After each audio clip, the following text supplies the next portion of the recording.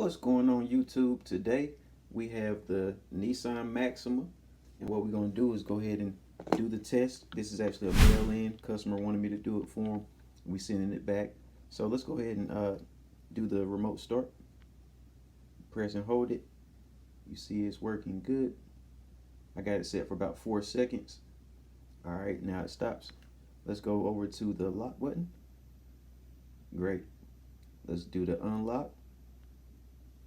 It's firing good. Let's do the trunk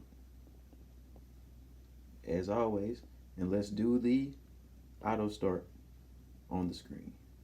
Now let's do the physical buttons. We're gonna hit lock, we're gonna hit unlock, we're gonna hit trunk, and now we're gonna hit remote start.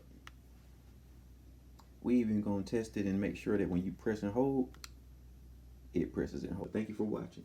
Goodbye. Tesla.